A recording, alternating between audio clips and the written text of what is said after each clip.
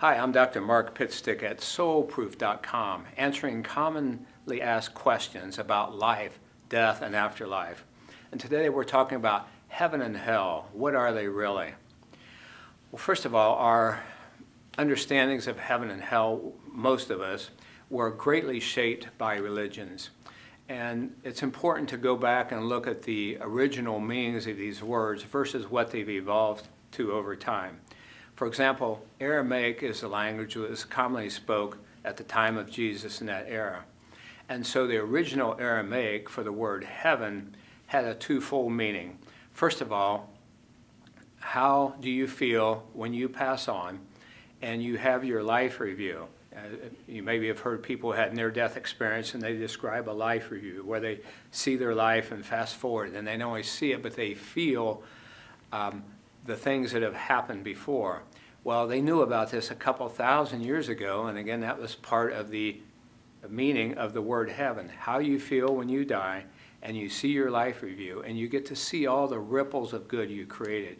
You get to feel back all the good that you did to others.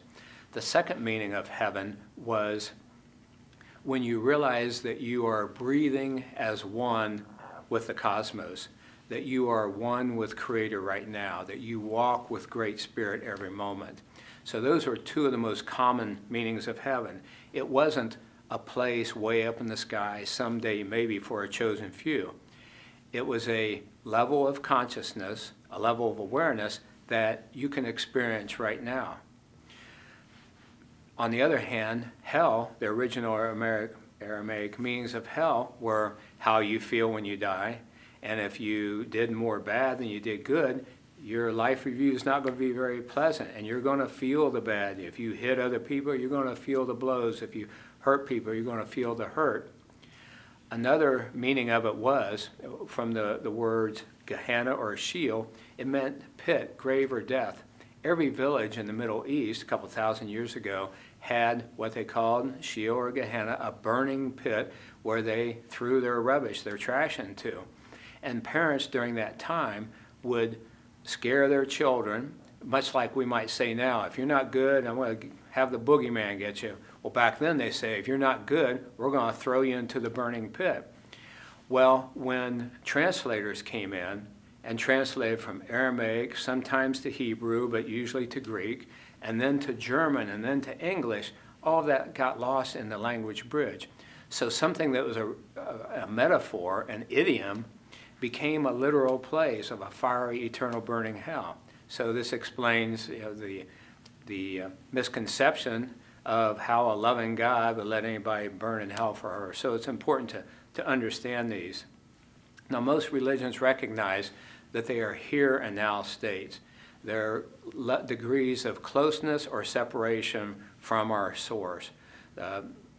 They're the reflection of our inner consciousness. You probably experienced some times or days that were like heaven and some that were like hell. And we have control of that. It depends on our thought, words, and deeds, what we create.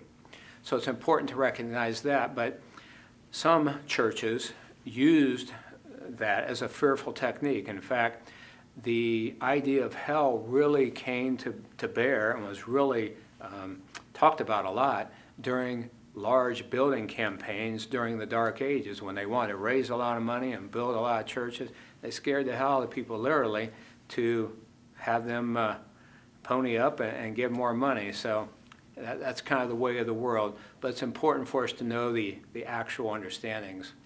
So back then they thought heaven was way out in the sky somewhere and hell was down inside the earth. But we've explored the vast universe and we've cored to the depths of the earth and not found it there.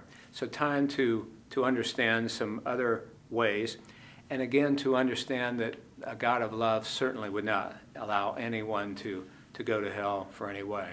So knowing this, hopefully you can understand, you can enjoy rather, heaven on earth now, make your life more and more heavenly in every way, let your light shine, and help bring our planet to a state of heaven on earth. This is such a beautiful planet. We're really just a few tweaks away from loving one another, serving one another, enjoying life, this wonderful, miraculous life we have. It's possible, and it happens one person at a time. So Much more about this in the Soul Proof book and documentary film.